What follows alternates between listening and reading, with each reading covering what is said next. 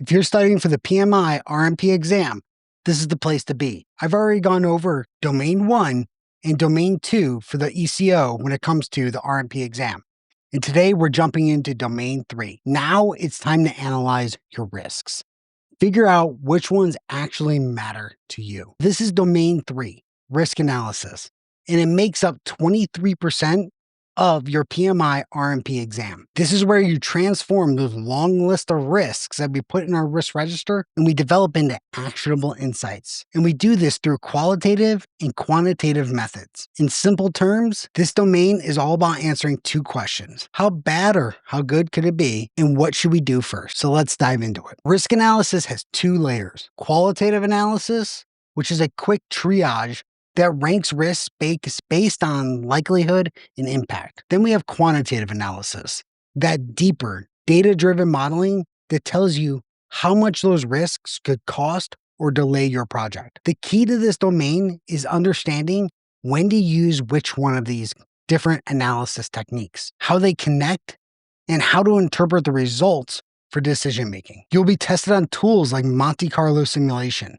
expected monetary value, and sensitivity analysis. And it's not here to test your math skills, but to see if you can actually think and interpret like a risk professional. So on that, let's jump into task 1, perform qualitative analysis. Qualitative analysis is your first filter. You take all those identified risks and give them a structure, organizing, ranking, prioritizing based on your agreed upon criteria. You're going to classify them by source, technical, organizational, external, and you do this through your risk breakdown structure. Then you're going to estimate the probability and impact using scales defined in your risk management plan. And you're going to prioritize them based on the impact, urgency, proximity to what you're working on now. Because some risks are urgent, even if they're lower impact than another risk. Here we're going to start applying that probability impact matrix, one of the more famous little things you see within risk management.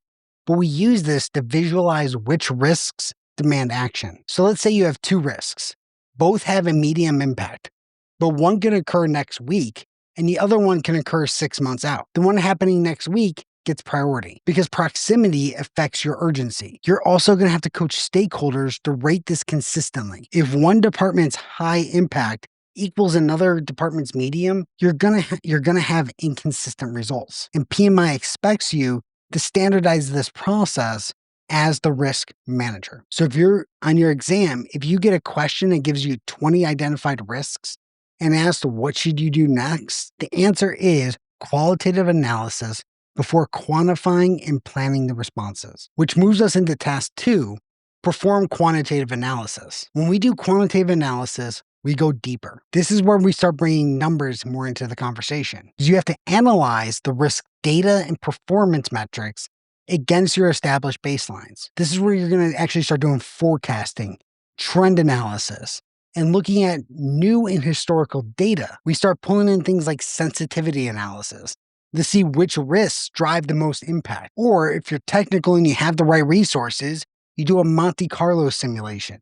This helps you model the uncertainty and what could actually happen from your risk. Or you just build a decision tree analysis, helping you branch out what all the outcomes are for each risk. And we also bring in expected monetary value, where we start comparing alternatives, throwing in those monetary values associated to each risk. So like, let's say, for an example here, let's say there's a 30% chance of a $200,000 cost overrun. Your EMV is going to be 0.30 times 200,000, giving you $60,000. That is your expected financial exposure. You multiply that across the entire project, you can start estimating that total risk contingency you need to hold off in reserves in case that risk happens. Monte Carlo, in plain language, it runs 1,000 scenarios, simulations to predict the outcomes, like how likely you are to finish under budget or on time for a specific project. So on your exam, you're not going to be asked to perform a full Monte Carlo analysis on the test. You don't have time to do that, but you need to be able to interpret the results. Things like P80, P50, confidence levels, because each result is going to have a different impact on how you Write that in your register and how you respond to it later on. In task 3, identify threats and opportunities. Risk analysis isn't just about the bad stuff. It's about both sides of uncertainty, the good and the bad. So in this task, you're going to look at how risks, positive or negative, affect your project outcomes. You're going to assess your project risk complexity using tools like SWOT and fishbone diagrams. You perform the impact analysis across all your objectives: schedule, cost, scope, resources, quality, stakeholder satisfaction, and you compare project level risks to organizational strategic goals. Does this project's risk exposure align with the bigger picture? And you empower stakeholders to recognize opportunities and not just the threats. Example being maybe a vendor delay.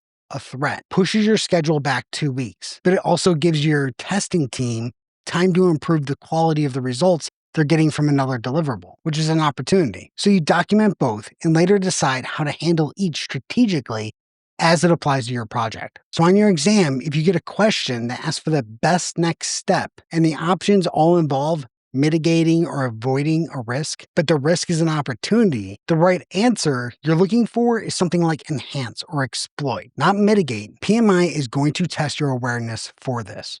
So make sure that you understand the different response strategies when it comes to threats and opportunities. So here is the main tools and what you need to know for the exam when it comes to domain 3 risk analysis. For qualitative analysis, probability impact matrix, your risk breakdown structure classification, urgency or proximity ranking, expert judgment. And for quantitative analysis, you need to understand Monte Carlo simulations, interpreting those different types of values, and decision trees, looking at your EMV calculations, sensitivity analysis, or tornado diagrams. For both threats and opportunities, you're looking at SWOT analysis, getting both sides of uncertainty, fishbone diagrams, looking at that root cause visualization, or correlation and criticality index, where you identify key drivers for your risks. Remember, PMI isn't testing math, it's testing reasoning. You need to understand what each tool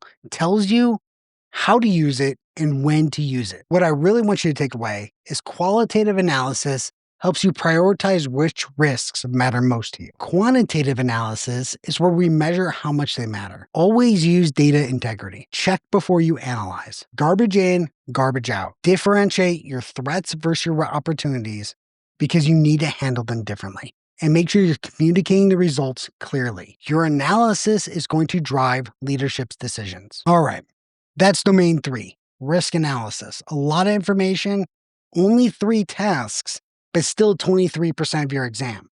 So there's a lot packed into this section. But today we've covered the art and the science around qualitative ranking and quantitative modeling that transforms us into a list of risks that have actionable intelligence behind them. Next, we're going to jump into domain 4.